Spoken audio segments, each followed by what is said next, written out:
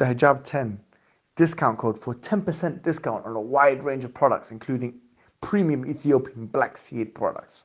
So I was watching an interesting podcast between Logan Paul, or conversation between Logan Paul and Mike Tyson in his Impulsive podcast, and some really interesting themes came up. I'm afraid to die at this particular moment in my life. Early 20s, I wasn't afraid of death. I didn't care. And now at 25, I do. I want to be around for a long time. I don't know. What's your concept of death? I don't know. I think it's my conscious, sentient. Know what you need to do, brother? Believing. You need to study the concept of death. Is there books on it? Oh, you think it's not? Look at your complaint. Yeah. But which one is right? Because no one really knows what happens when you die. That's up to you. That's up for you to dissect. So as you guys saw there, it was really interesting to see them talking about death, talking about, the fear of death in the case of Logan Paul, where he was saying that he fears death, and then talking about religious books. And I find death a really fascinating subject. And the reason why is because it's something which all of us are going to experience, and none of us who are alive have experienced. If you think about that, that's really shocking reality, that all of us are going to die, and none of us have experienced this death.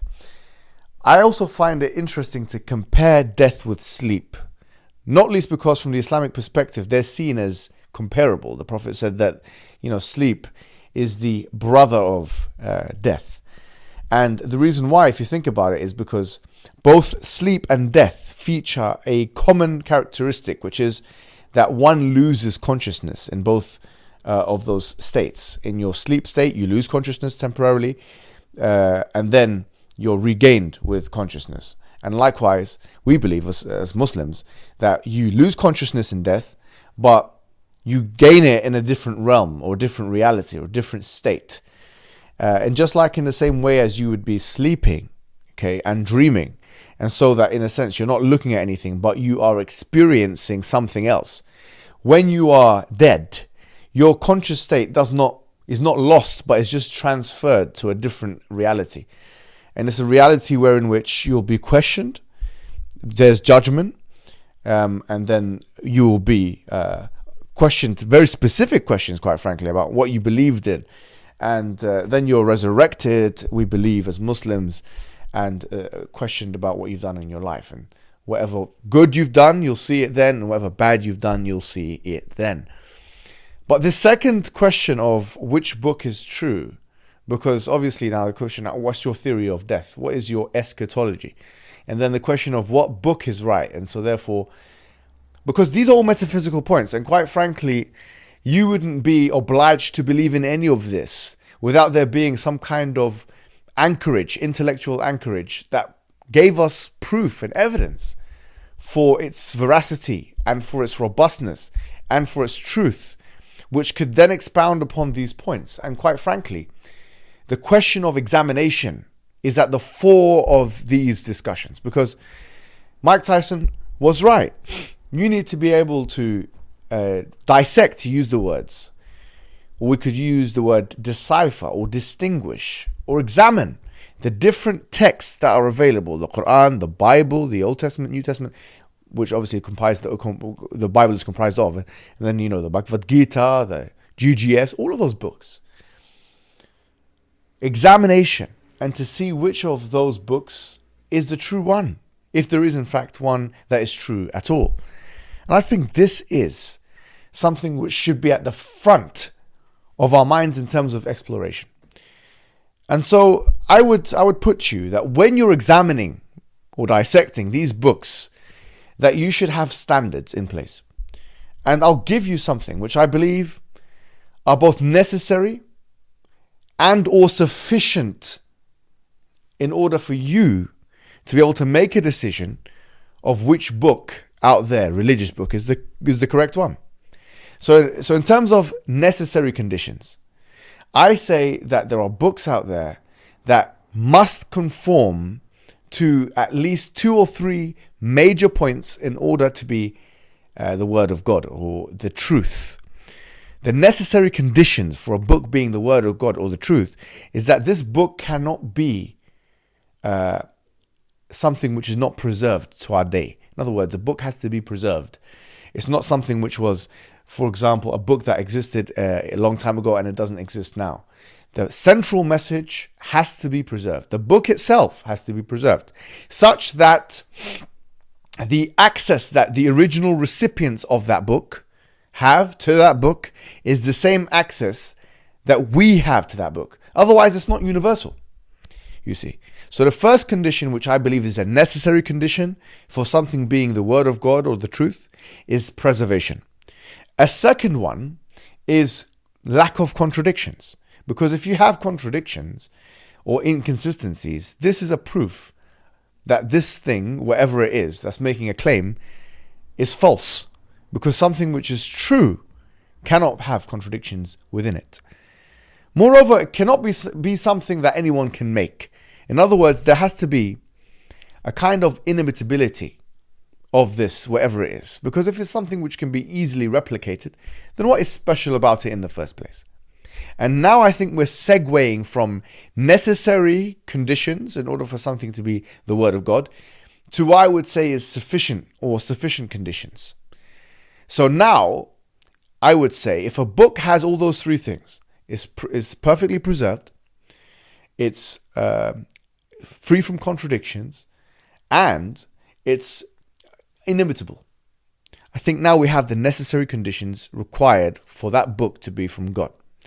For it to be sufficient now, we have to make a probabilistic case. Meaning, we have to see the evidences that are presented from this book.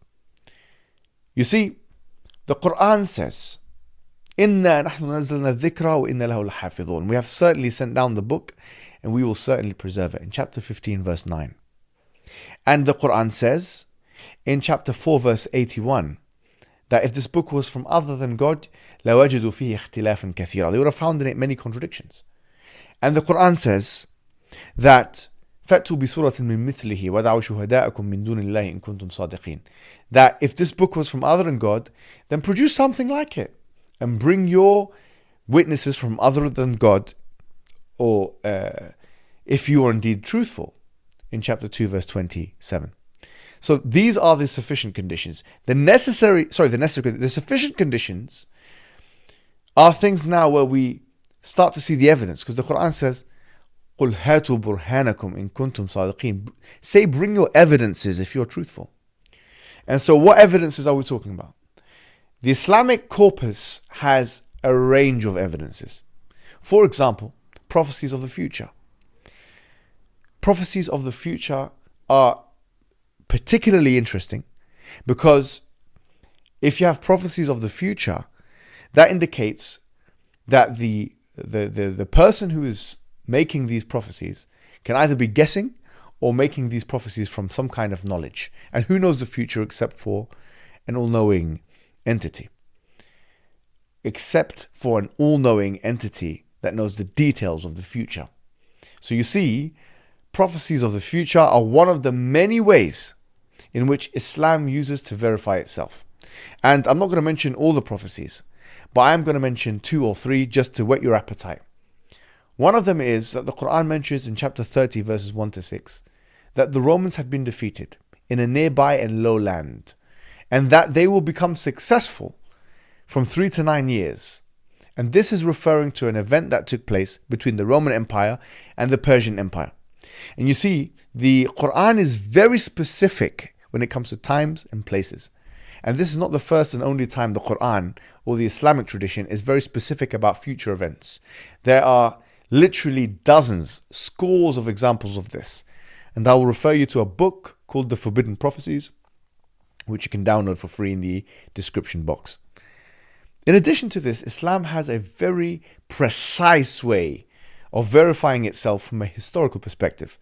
Historical things which couldn't have been known because certain discoveries had not been made are mentioned in the Quran.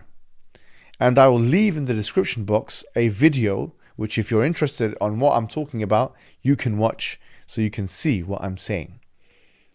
In addition to this, you'll find that the Arabic language that is being used, the Quran is revealed in, it completely de-scopes that which had previously come. from Arabic poetry and so on and so forth. And thus it completely dumbfounded the Arabs of the time and bedazzled the very the very elite of the poets that existed in that time.